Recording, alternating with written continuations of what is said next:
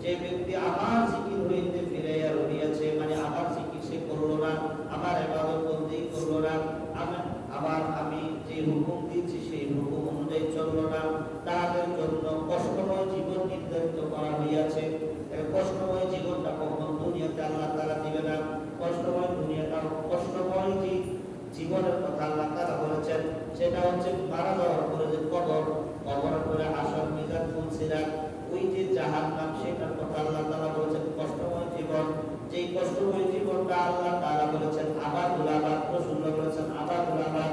দুনিয়া হচ্ছে আখিরাতের সময় মাত্র কয়েক সেকেন্ড সময় হচ্ছে দুনিয়া। আমাদের যে জীবনটা আল্লাহ রাব্বুল আলামিন যে জীবনের পরবর্তী যে স্টেপগুলো রয়েছে তারপর থেকে আর মানুষের আর কখনো মৃত্যু হবে না।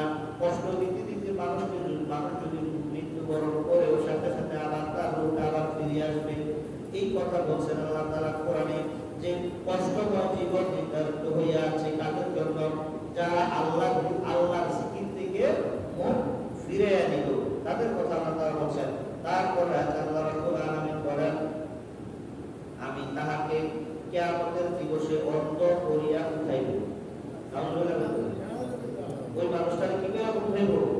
আল্লাহ কথা কিন্তু অন্ধ বানায় উঠাবে। তো রাসূলুল্লাহ সাল্লাল্লাহু আলাইহি ওয়াসাল্লামকে কষ্ট করে ইয়া রাসূলুল্লাহ ইয়া হাবিবাল্লাহ নবী গো আসল মানুষ কেন অন্ধ করে উঠাবে? আল্লাহ উত্তর করলেন আসল মাঠে যাদেরকে অন্ধ করে উঠাবে তারা দুনিয়াতে আল্লাহর ইবাদত করতো না। যখন আযান শুনতো ওই কানের মধ্যে শুনতোই কিন্তু আযানের ডাকে হাইয়া আলাস সালাহ নামাজের জন্য আসো, হাইয়া আলাল ফালাহ কল্যাণের জন্য আসো, যখন তাদেরকে কল্যাণের জন্য ডাকা হতো তখন তারা আসতো না। তাদের সামনে যে হাইলাইটটা মানুষ ইবাদত করার জন্য মসজিদে যাইতো কিন্তু তারা যাইতো না। এই জন্য আল্লাহ রাব্বুল আলামিন ওই তাদের চোখের মধ্যে সীসা আগুনের মধ্যে দিয়া জ্বালায় এই সীসাকে দিয়া মানুষের চোখের মধ্যে কি করে দিবে? এরকম ল্যাম্প দিয়ে দিবে যাতে মানুষ আর দেখতে না পায়। কারের মধ্যে সীসা জ্বালাই দিয়ে দিবে। আচ্ছা জ্বলন্ত আগুন থেকে যখন সীসাটাকে গলাইয়া এখানে চোখের মধ্যে দেয় আপনার কষ্ট হবে না? আল্লাহ তো বলছেন কষ্টময় জীবন নির্ধারিত হয়ে আছে তার জন্য যারা আল্লাহর জিকির থেকে দূরে যায়। তো জিকির বলতে তাফসীরকার বলছেন জিকির বলতে আল্লাহর সকল ইবাদত বন্দেগীর কথা বলা হয়েছে, শুধু আল্লাহর জিকির এটা না। জিকির শব্দের অর্থ হচ্ছে ডাকা, কি স্মরণ করা, ডাকা। জিকির শব্দের অর্থ কি স্মরণ করা বা ডাকা। আল্লাহ রাব্বুল আলামিন বলেন বান্দা এবং বান্দী যখন আমার জিকির করে আমিও বান্দা বান্দীর জিকির করি। সুবহানাল্লাহ। মানে আল্লাহর বান্দারা যখন আল্লাহকে ডাকে আল্লাহও তার ডাকে সাড়া দেয়। এটার অর্থ হলো যে আল্লাহর বান্দা যখন আল্লাহকে একবার আল্লাহ বলে ডাক দেয় আল্লাহও তার ডাকে কি করে সাড়া দেয়। বলে সুবহানাল্লাহ।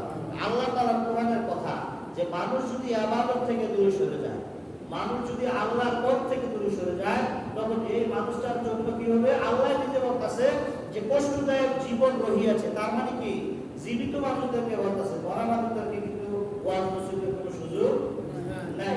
মসজিদে টাইমে বামে সামনে পাশে গ্রামে আমরা যে ওয়াজ নসিহত শুনতেছি এমন না। কবরে যারা আছে তারাও শুনে কিন্তু তারা শুনে আমল করার কোনো সুযোগ আছে? জোরে করে আমল করার কোনো সুযোগ আছে? তাইলে আল্লাহ তাআলা কিন্তু জীবিত মানুষকে বলছে, মৃত মানুষকে বলে। আল্লাহ বলছে কি কষ্টময় জীবন নির্ধারিত রহিয়াছে। যেহেতু রহিয়াছে তাহলে ভবিষ্যতে, তাহলে আমরা জীবিত আছি, আমরা হলো বর্তমান। তাহলে আমাদেরকে আল্লাহ বলছে যারা জীবিত মানুষ তাদেরকে বলছে যে তোমরা কি করো না, আমি আল্লাহ ওই জিকির থেকে দূরে সরো না, ইবাদত থেকে দূরে সরো। যদি সরো তাহলে তোমাদের জন্য কষ্টময় জীবন রয়েছে এবং আমি তাদেরকে কিয়ামতের দিবসে অন্ধ বানায়া উঠাইব। সে বলবে হে আল্লাহ আমার তো চক্ষু ছিল। আল্লাহ বলতেছে যে সে বলবে আল্লাহ আমার তো চক্ষু ছিল, আজকে আমাকে কেন অন্ধ বানাইলেন? আমি তো চক্ষুমান ছিলাম। আল্লাহ তাআলা বলিবেন যেরূপ আমার বিধানসমূহ তোমার নিকট আসে। ওই যে আলোচনায় তো করে নিলাম আমি, আয়াতের ব্যাখ্যাটা মুখস্থই কি করে লাইছি। আয়াতের ব্যাখ্যাটা এখানে আসছে যেরূপ আমার বিধানসমূহ তোমার নিকট আসিয়াছিল। আযানের ধ্বনি মানুষ ইবাদত করতো, তুমি দেখতা কিন্তু কি করতে আসতা না। তোমার কাছে আযানের শব্দ আসতো কিন্তু তুমি তারপরে জানাতে আসতা না। ভালো কাজের সুযোগ ছিল কিন্তু ভালো কাজ করতা না, আসিয়াছিল আর তুমি তাহা ভুলিয়া গিয়েছিলে। সবাই নামাজ যাক না, নামাজ দিয়ে কেউ সবাই রোজা রাখে, তো রাহুল অসুবিধা কি? আমরা তার নামাজ করতে গেছি, রোজা দিয়ে কেউ বললে যাও ওই তো মরলে কি হবো? আল্লাহ বলছে কষ্টময় জীবন নির্ধারিত। কিময় জীবন? কষ্টময় জীবন। বললে যাও তা না, মরার দুনিয়া তো 1-1.5 মিনিট বা 2-4-5 সেকেন্ডের সময় আকার সময় না। কিন্তু আপনি মরার পরে আবার এনে তোমার মরা নাই। যদিও কষ্ট পাইতে পাইতে রুমটা সরে যাবো, শরীরের থেকে রুই করবো আল্লাহ আর সহ্য করতে পারি না, সরে যাবো, আবার আমরা পাইতে ব্যবস্থা আবার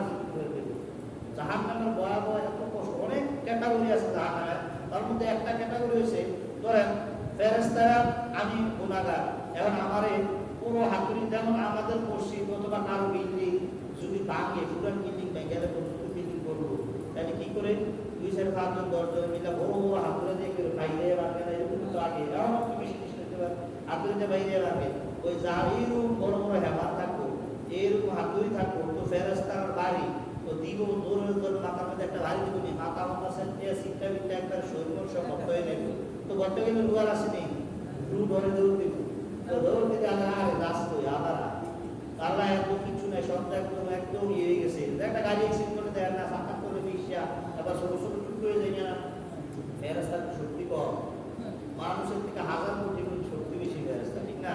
আল্লাহ তাআলা তাদেরকে বানাইছে আল্লাহ তাআলার হুকুম পালন করার জন্য। তারা কিন্তু কোনো ইবাদত বন্দেগী করে না, তাদের ইবাদতই হচ্ছে আল্লাহ তাআলার হুকুম অনুযায়ী কাজ করা। তো জাহান্নামীদেরকে যখন জাহান্নামী ফেরেশতারা যখন আযাব দিব, এরকম যখন একটা বাড়ি মারবো, সে একদম বদ্ধ হয়ে যাবে, তো বদ্ধ হওয়ার পরে তার কোনো অস্তিত্ব আসেনি। আরে মানুষটা যে এরকম কষ্টটা পাইবে, কি কষ্ট হওয়ার পরে তো বচ্চাটা হবে না, এমনি হয়ে যাবে, কষ্ট পাইবো না, অনেক কষ্ট পাইবো, তো মৃত্যুবরণ করবো, মানে রুটা দৌড়ে আর জায়গায় চলে গেল, তো তার শরীরে আর কোনো কি নাই, রূপ নাই। আল্লাহ কোনো না, আমি তো বলছি আবাদুল আবাদ, এনে কোনো কি নাই, এটা মরার কোনো সুযোগ আর নাই, দুনিয়াতে বানাইছিলাম জীবিত, পরবর্তীতে আমি আবার যখন কবরে যাচ্ছি এরপর থেকে নতুন জীবন শুরু, আর কোনো কি নাই, জীবন যাওয়ার কোনো সুযোগ নাই। জান্নাতীরা জান্নাতেই শুরু করবে, জাহান্নামীরা জাহান্নামে কি করবে, আযাব ভোগ করবে। তো আল্লাহ রাব্বুল আলামিনের হুকুম অনুযায়ী যখন বাড়ি দিব, লাশ গেছে না, লাশ একদম প্যাকেট হয়ে গেছে, লাশ আবার উড়ে আসবে, তো কষ্ট পাইব না, কষ্ট আল্লাহ তাআলা করবো না, এমনি আবার আগের মতো মানুষ হয়ে যাবে, আবার মানুষ আবার যেরকম হাত পা ছিল এরকম হয়ে যাবে, আবার ফেরেশতা বাড়ি না, আবার এরকম ভাবে কেমন এরকম ভাবে কি করতে থাকবো, তার কষ্ট চলতেই থাকবো যতক্ষণ পর্যন্ত তার শাস্তির মেয়াদ শেষ না হবে, যতক্ষণ পর্যন্ত তার শাস্তির মেয়াদ শেষ না হবে ততক্ষণ পর্যন্ত সে কি করবে, এরকম শাস্তি ভোগ করবে। তাই যে হাসরের মাঠটা বড় কঠিন মাঠ না, বড় কঠিন অবস্থা হবে না। আল্লাহর হাবিব সাল্লাল্লাহু আলাইহি ওয়াসাল্লাম বলেন, তোমাদের মধ্যে যারা হাসর ময়দানে উঠবে, হাসর ময়দানে উঠার পর কবর কবরের যা আছে সব বাদ দিয়ে গেলাম, যেহেতু হাসরের অবস্থা, কবরের আরো অনেক বড় কি আছে এটা তো বললাম না, কবরে কত বছর বাঁচবো, কত বছর থাকবো, এটা হিসাব নাই। যখন ইসরাফিল আমিন আলাইহিস সালাম শিখে দিবে, তখন দুনিয়ার মানুষগুলা কবর থেকে উলঙ্গ অবস্থায় উঠবে, সুবহানাল্লাহ, আর বলে বলেন না সুবহানাল্লাহ, উলঙ্গ অবস্থা। আমরা যে কবরের লাশটা দিয়ে দেওয়ার পরে বাঁকা তুলে দিয়ে না, বাঁকা বলিনি, মাথা বা খাওয়ার বলিনি, কয়টা বলুন না বলি, কারণ কি? তারপরে আমরা যখন 40 কদম হাদিস শরীফে এসেছে, নিকট আত্মীয় স্বজনরা কবর থেকে যখন 40 কদম আসে, সাথে সাথে দুজন ফেরেশতা কবরে আসে, সুবহানাল্লাহ, কবরে আসে, আর তার ওই তার দেহের ভিতরে দুটো আল্লাহ তাআলা দেয়, ফেরেশতারা কাট দিয়ে এমনি এই মাথার উপরে দিয়াটা দিয়ে দুটো বসা, কবর থেকে কিন্তু এভাবে উঠেয়া বসে তারপরে তারা প্রশ্ন করে, মরা মানুষের প্রশ্ন আছে নিয়ম, মরা মানুষের কোনো প্রশ্ন নাই, তার ভিতরে উদ্যাইতে জেতা হয়, এরপরে কি করে তার উঠটা বসা, উঠাইয়া মতো করে না, বসাইয়া প্রশ্ন করে।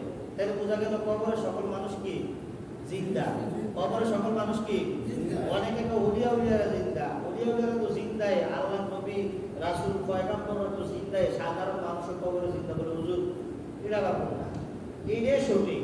কারণ আমি কবর ফালিতে যখন যান, কবরবাসীকে সালাম দেন নিয়ম, তো মরা মানুষের আবার কি সালাম, মরা মানুষ কি সালাম, আল্লাহ নবী তো কইছে যারে কবর ফাল দেয়, যারে সালাম দেয়, তো সালামের শব্দ শুনে এবং উত্তর দেয়, সুবহানাল্লাহ। তাহলে কবর কি জিন্দা না মরা, জিন্দা। তা কবর ওয়াজ করতাম আরেকদিন করবো, যখন ইসলামের শিক্ষা ফুটে মানুষগুলো উলঙ্গ অবস্থা উঠবে, ওইটা কোন দিকে দৌড়াইতে থাকবে, হাসরের ময়দানের দিকে। বর্তমান যে আরাফাতের মাঠ, আরাফাতের যে বর্তমান ময়দান, ওইটা হবে হাসরের ময়দান, সুবহানাল্লাহ কথা। আর সারা দুনিয়া সবটাই হাসরের মাঠ হবে, কিন্তু মূল কেন্দ্রবিন্দু হবে কোথায়, স্টেজ, আল্লাহ যে একবারে সিংহাসন আরশে আসন থাকতে না, কিন্তু ওই সময় আসমান যে আসে না, 7টা আসমান, এই কিয়ামতের সময় আসমান দিয়ে বাইকে দেবে, এই এত বড় আসমান আছে না, এই এত বড় আসমানগুলো কি হয়ে যাবে, বাইকে তোলার পাহাড়গুলো তোলার মতো করতে থাকবো, আসমানগুলো বাইকে করতে থাকবো, সব নাই কিচ্ছু নাই, এই জমিনটার মাটি থাকবো না, তামার জমিন হবে, কিসের জমিন, ইয়ারা থাকবো, ওই সূর্যরা রাখতো না। এই সূর্যরা এখন তো 70 ভাগের 1 ভাগ উল্টে সূর্যের উল্টা ফিট দিয়া কি করে তাপ দেয়। আর কোনো রেওয়াজ আছে 12 ভাগের 1 ভাগ, কোনো রেওয়াজ আছে 70 ভাগের 1 ভাগ, তাও উল্টা ফিট, তাও আমরা গরম সহ্য করতে পারি না। হাসর মাঠে আল্লাহ রাসূল সাল্লাল্লাহু আলাইহি ওয়াসাল্লাম এক হাদিসে বর্ণনা করেন, আমরা তো সুরমা লাগাই। কি লাগাই? সুরমা। এই সুরমা লাগানোর যে ইয়ারা কি জানি কয় একটা কালি, এই কালিটা কিন্তু সর্বোচ্চ 2 ইঞ্চি নাকি হাদিসে এসেছে। ওই সুরমার কালিটা পরিমাণ সূর্য মাথার উপরে থাকে। সুবহানাল্লাহ। আরেকটা হাদিসে আসছে আধা 1 বিঘা, এই যে 1 বিঘা এরকম কি আধা পরিমাণ, কত পরিমাণ, সোয়া কাপ পরিমাণ কি করবে মাথার উপরে থাকবে। এবং কি তার যে নির্দিষ্ট তাপ দেওয়ার ক্ষমতা, ওই মুখটারে আয়ত্ত উল্টা ফিট দিয়ে তাপ দেয়, তখন ওই বাষ্পিক দিয়া প্রকৃতভাবে যে তাপটা দেওয়ার দরকার ছিল, যেই তাপটা, ওই তাপটা তার দেওয়া হবে। আল্লাহ রাসূল সাল্লাল্লাহু আলাইহি ওয়াসাল্লাম বলেন, যখন এই সূর্যটা তাপ দিবে, তখন মানুষের যে সূর্যের যে আলোর যে কিরণ, তার যে তাপ এত বেশি হলে মানুষ সহ্য করতে পারবে না। তার যে মাথার যে আপনার ওই যে কি জানি মজকটা, এটা আমরা যেভাবে ভাত রান্না করলে যেভাবে কি করে বেশি তাপ জাল দিতে দিতে পানিটা গরম হইতে হইতে হইতে কি হয়, এটা উত্তরানি শুরু করে না।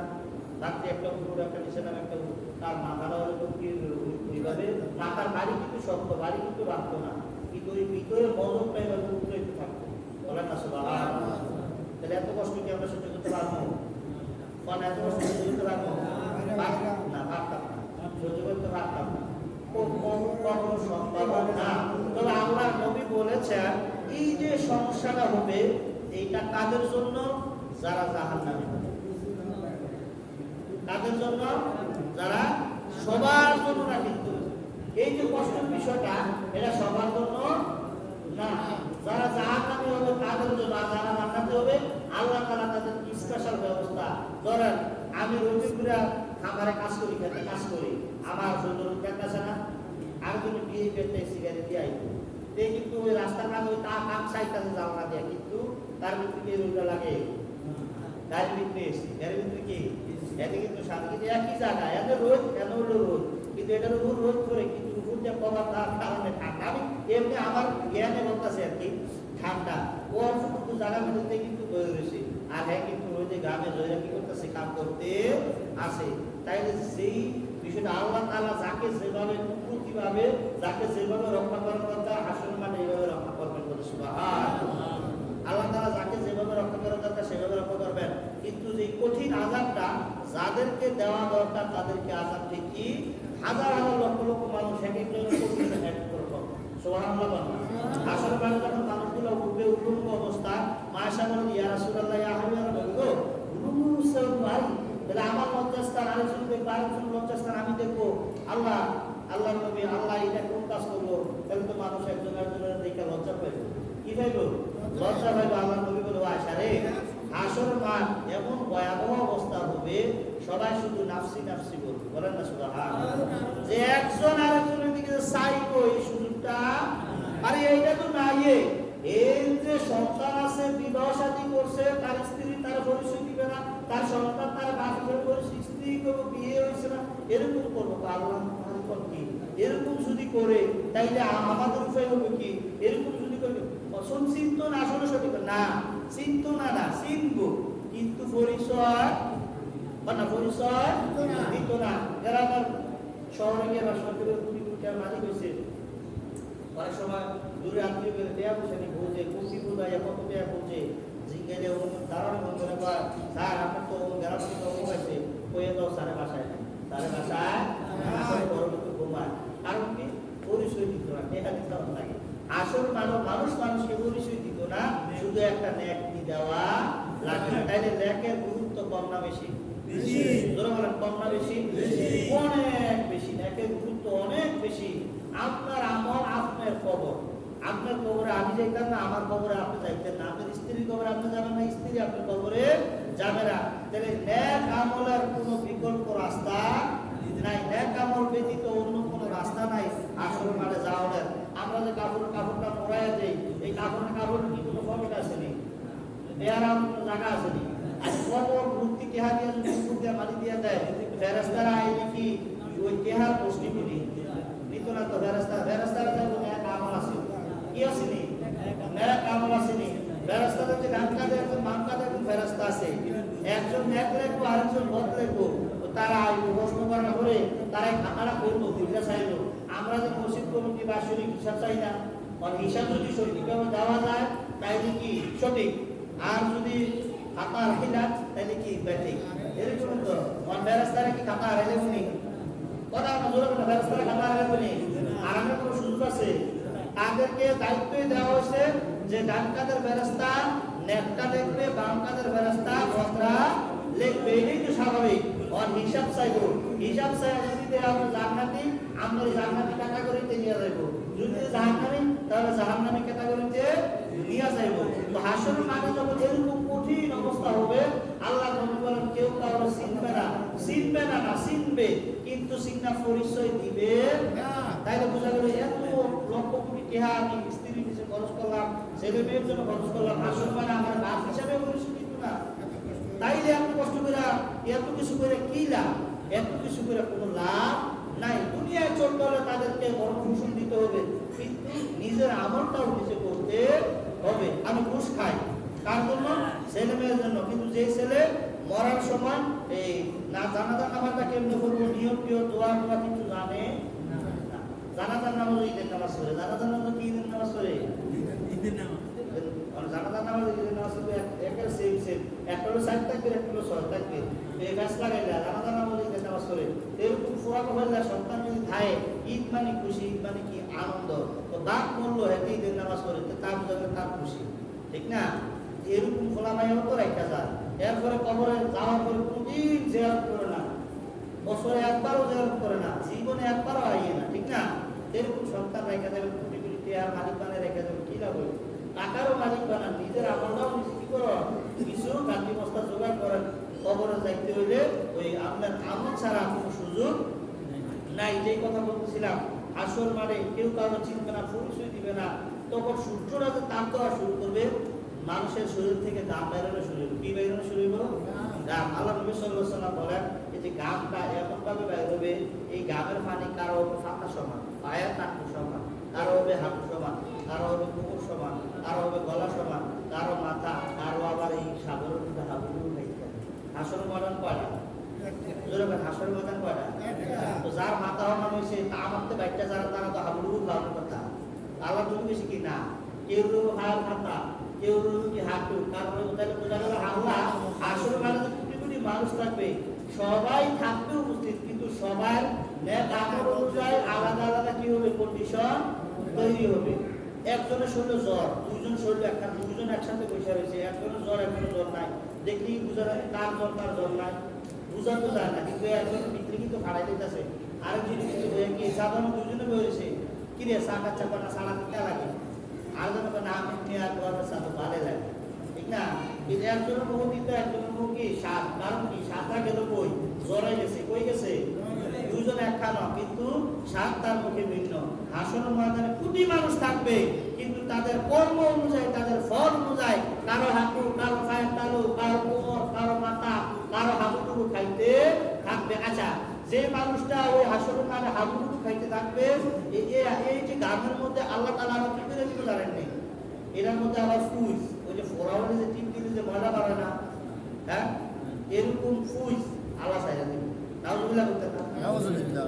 এবার দূষিত রক্ত আল্লাহ তাআলা যেন ছেড়ে দিবে দূষিত রক্ত মা বলে মাসি বলে দূষিত রক্ত হয় না যে দূষিত দুর্গন্ধযুক্ত স্রাব ওই যে ফুইস ওরা গাড়ির যে ফুইস এগুলা কি করে দিব ওখানে ছাইরা দিব আচ্ছা মাথা যাবে ধারণা এরপরে যে আপনি মনে করেন যে ফসা নারী মুড়ি মানে যত ধরনের ময়লা আছে এটার মধ্যে দিয়ে দিব আল্লাহ তাআলা তো দিয়ে দিলে ময়লার মধ্যে হাবুডুবু খাইতে থাকবে আচ্ছা বলেন তো আসল মাঝে এত কঠিন হবে এই যে ফুসগুলা দিব আল্লাহ কি মায়া লাগতো না জোর করে আল্লাহ মায়া লাগতো নেই আল্লাহ মায়া লাগতো দেখে আল্লাহ পরীক্ষা লওয়ার আগে প্রশ্ন আউট করে দিয়েছে আমার পোলা আমি এসএসসি পরীক্ষা দিব পাস করবো তো পাস করার আগে মাস্টারের লোক ভালো সম্পর্ক কি কি আইবো পরীক্ষা আমার দিয়ে দিছে স্যার একবার মাস্টার পেয়ে দিতে পারে স্যার আমার ভাইয়ার বিয়ে তো ধম লাগবে অনেক ব্যক্তি পাস করলে আপনি কইতে রাখবেন ব্যক্তি পাস আপনি কি করে পাস করেন, ঠিক আছে? এইটা আইব পরীক্ষা দিয়ে এইটা আইব, এইটা আপনি পুরো করতে পারেন, আইয়া দেখে পাস করে ফেলবেন। তাহলে পড়াটা কি ফেল করবো না পাস করবো? জোর না ফেল করবো না পাস করবো? তাহলে স্যারের মায়া আছে, ছাত্রের প্রতি এলাকায় কি হচ্ছে প্রশ্ন আউট করে দিছে। আল্লাহ তাআলারও মায়া আছে বান্দা বান্দির প্রতি, এই জন্য আল্লাহ তাআলা আসলে মানে কি হইব, কি করলে কি হইব, হ্যাঁ এইগুলো আল্লাহ আগেই কি করে দিছে, কোরআনে কারিমের মধ্যে প্রশ্ন আউট করে দিছে। সুবহানাল্লাহ, আরো জোরে বলেন না সুবহানাল্লাহ। কইছে তোমরা এমনি করো এমনি পাইবা, এমনি করো এমনি পাইবা, এটা প্রশ্ন আউট করে দিল না। আসলে মানে কি পরীক্ষা হইতো না, না পরীক্ষা হইতো না? তো পরীক্ষা হইলে পরীক্ষার প্রশ্ন আউটই করে দিল। আল্লাহ তো কইলই যে তোমরা যদি আমার ইবাদত থেকে দূরে যাও তাহলে কষ্টময় জীবন তোমাদের নির্ধারিত হবে, তাহলে পরকালে। তারা তো কইলই যে আমি পরীক্ষা না, ঠিক আছে, আবার তোমরা যদি আমার আল্লাহর জিকির থেকে, আমি আল্লাহর ইবাদত থেকে সরে যাও তাহলে তোমরা কষ্ট পাইবা। তাহলে বোঝা গেল ইবাদত থেকে সরে যাওয়া কষ্ট পাইতা না। তো আল্লাহ তো প্রশ্ন উত্তর দিয়া দিল, প্রশ্ন করে দিল, আর কি পরীক্ষা করবো এটাও জানা দিল। তাহলে এত সহজ পরীক্ষা কেন হতে পারে? এত সহজ তো আর হতে পারে না। তাহলে বুঝলে একদম সহজ, না বুঝলে কঠিন। তাহলে আমরা সহজভাবে বুঝে নিব হাসনের মাঠের যে পরিস্থিতিটা, এবং জমিনটা হবে তামা। তো এত উপর এই অল্প উপর থেকে যখন তাপ দিব, তামার জমিনটা কত, এই যে তামা দেয় সব কিন্তু বলে, তামা কিন্তু বলে না। এই যে কারেন্টের ভিতরে তামা দেয় না, এত কত পাওয়ারি না। আমরা কারেন্টের তামা ধরে তামাটা ধরাচ্ছেন, আপনি বাঁচবেন নি, বেড়ে যাবেন না। তামাটার মধ্যে কি আছে? আগুন। কারেন্ট করতে আগুন আছে, কি আছে? ধরলে ফুরে যায় কেনা, দুইটা তার একখানা বলে আগুন করে যায় কেনা। তো এই যে ফুরে যা আমি কিন্তু চাইতেছি যে চোর ভ্যানটা নাই হোক, তারপরে কিন্তু আয়া লাইতেছে, কিছু করার নাই। এই যে ধরলে ফুরে যায়, কিন্তু উফরিতে কি দেখা যায় নেই, উফরিতে দেখা যায় নেই। ওই মানুষগুলারে আল্লাহ তাআলা যেভাবে হাসরের মাঠে শাস্তি দিব, ওই মানুষগুলার ভিতরে একদম সুরমা বিপুল সব একবারে শেষ। উফরিতে যখন দেখুন কি বালা সব মানুষ দাঁড়ায় গেছে, কিন্তু তার কর্মর ফল অনুযায়ী সে আবু দেখতেছে, তার কর্মর ফল অনুযায়ী সে কি করতে পারছে, কষ্ট করতেছে। আচ্ছা, এই হাসরের মাঠটা যে আল্লাহ তাআলা যে কষ্টটা দিব, কতদিন দিব? 50,000 বছর। জোরে বলেন না সুবহানাল্লাহ। হাসরের মাঠে মানুষ দাঁড়ায় থাকবে কত বছর? আরো জোরে বলেন, কত বছর? আচ্ছা, আপনি আমি 60 বছর 70 বছর লেগে এমন করি, হাসরের মাঠে দাঁড়ায় থেকে 50,000 বছর, এই 50,000 বছর এই শাস্তি ভোগ করবো। যদি জান্নাতি হয় তাহলে এসি গাড়ি যেমন হয়ে থাকে, তার ভিতরে কোনো সমস্যা হইত না। আর জাহান্নামী হলে তার কি, তার কর্ম অনুযায়ী তাকে এভাবে কি করা হবে, হ্যাঁ, শাস্তি দেওয়া হবে। 50,000 বছর দাঁড়ায় থাকবে, 50,000 বছর দাঁড়ায় থাকার পরে শেষ, শেষ করে 50,000 বছর যখন দাঁড়ায় থাকবে, দাঁড়ায় থাকার পরে মানুষ সবাই মিলে একটু বিরক্ত হইব। কি হইব? ধর আমি 1-2 মিনিট 5 মিনিট 10 মিনিট যদি বাড়ায় আমাদের টাইমটা করি, বিষয় যদি বিরক্ত হয় না, যদিও আমার ভালোবাসে, তারপরে আমরা টাইম অনুযায়ী করবো, ঠিক না? তো মানুষও ওই সময় বিরক্ত হইব। কি রে, আর জাহান্নামে বলে যাও, আর কি জান্নাতে বলে যাও, যেটাই করো। যারা জান্নাতি তারা কিন্তু বিরক্ত হইতো না, তারা তো সুখী আছে। যারা জাহান্নামে তারা কি করবো, বিরক্ত হয়ে যাবো। আরে জাহান্নামে বলে যাও, আর কিন্তু হিসাবটা করুক না, হিসাবটা করুক না। এরকম তারা মিল্লা মিটিং করবো, মিটিং করে নেতা নির্ধারণ করবো। নেতার নির্ধারণ করে সবাই আদম নবীর কাছে যাই, সব নবীর উম্মতরা মিল্লা কার কাছে যাবো? সবাই মনে মনে চিন্তা করবো যে আরে আমরা সর্বপ্রথম নবী হলো আদম নবী, এবং পিতা হলো আদি পিতা, ওনার কথা আমরা আল্লাহ শুনবো, আমরা সবাই ওনার কাছে যাই। তো সবাই মিলে ওনার কাছে যাবে, আমি শেষ করে দিতেছি। সবাই মিলে ওনার কাছে যাবে, ও আদম আলাইহিস সালাম আমাদেরকে আল্লাহর কাছে একটু পর, ওই একটু কি করে সুপারিশ করে অন্তরকে হিসাবটা করেন, ব্যস্ত দুজুকি হিসাবটা তো করো। আচ্ছা, 50,000 বছর দ্বারা বেশি কোনো হিসাব নিকাশ নাই, শুধু সুপারিশ করেন। আদম নবী বলে ইয়া নফসি সুবহানাল্লাহ। আরে আমার নফসের খবর তো আমার নাই, আমি তোমরা কি হিসাব করিলাম? তো যাও তোমরা ইব্রাহিম নবীর কাছে যাও, যাই ইব্রাহিম নবীর কাছে, যাইয়া আদম নবীর কাছে যাও। এই সবাই একই কথা বলবে। সর্বশেষ আমি একবার শেষ করে দিচ্ছি, নামাজ টাইম হয়ে গেছে। আর সর্বশেষ সব নবী রাসূলের কাছে মানুষের দৌড়াবে। আদম থেকে শুরু করে আল্লাহ 1,75,000 বানাইছে, সবার কাছে মানুষগুলো যাবে। যাওয়ার পরে সর্বশেষ ঈসা নবীর কাছে যাবে। আপনি তো ঈসা রুহুল্লাহ, আপনি তো কেরামতে কিনে আল্লাহ তাআলা আপনার উপরে, আপনাকে আল্লাহ উপরে টিক হয়ে দিছে, আবার দুনিয়াতে দিছে, দাতার মতো করছে, আপনি তো অনেক ক্ষমতা, আপনি কিন্তু আল্লাহ রাসূল, আপনি আল্লাহ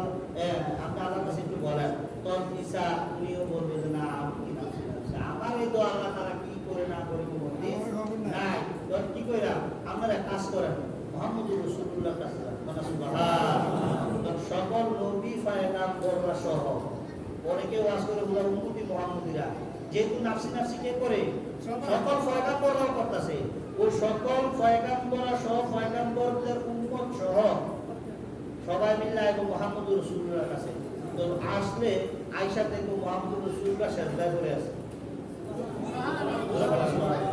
আরো জোরে বলেন না সুবহানাল্লাহ। সেজদা করে আছে, সেজদা কই আল্লাহতে আশা আর আল্লাহতে আরশটা কুরসিটা যে চেয়ারটা বসাইছে, চেয়ারে আল্লাহ তাআলা বসে আছে, হাবিব মুস্তাফা নিজে সেজদা করে রইছে। আর তো আয়েশা তো শুরু জোরে জোরে বলতাছে রব্বি হাবলি উম্মতি রব্বি হাবলি উম্মতি রব্বি হাবলি সুবহানাল্লাহ। সকল নবীর সওয়াব তিনি আমরা তো সুপারিশ করতে কইলাম না, আমরা লাগে দি আল্লাহ হাবিব কইতাছে যে পুত্র বাসা আল্লাহ পুত্র বাসা, তখন সবাই আসবো আয়েশা দেখতো যে সেটার ভিতরে তোর পয়গাম্বররা বলবো হে আল্লাহ নবী আপনার কাছে আমরা এসেছি, আমাদের ফরিয়াদ আল্লাহ জানে এটারে কি করে বিচার কাজ শুরু করে। তখন আল্লাহ হাবিব রব্বি আপনি উন্নতি বলবে, আল্লাহ তো সব দৃশ্য দেখতেছে না, দেখে আল্লাহ তাআলা বলবে হাবিব আপনি উড়ান বিচার কাজ শুরু করাম, আল্লাহ হাবিব উঠতো না, আল্লাহ হাবিব মাথা তুলতো না। আবার এই আর রব্বি আপনি উন্নতি বলে কাঁদতে থাকবে, আবার বলবে হাবিব আপনি মাথা উড়ান, ঠিক আছে যান বিচার কাজ শুরু করে যান, জান্নাতীদের জান্নাতে যান, জাহান্নামীদেরকে জাহান্নামে যান, আপনি উড়াবেন। আরো এই সেটা তো কাঁদতে আছে, অনেক খোলাই আছে না যে সাইকেল কিনা দেওয়ান লাগো ঠেন্ডার যে দৌড় সারে না, আসে না এরকম মোবাইল কিনা দেওয়ান লাগো সারতো না, এরকম আছে না 100 দিয়ে দিন 100 দেওয়া লাগবে সারতো না, এরকম দৌড়ছে তো দৌড়ছে আর সারে না।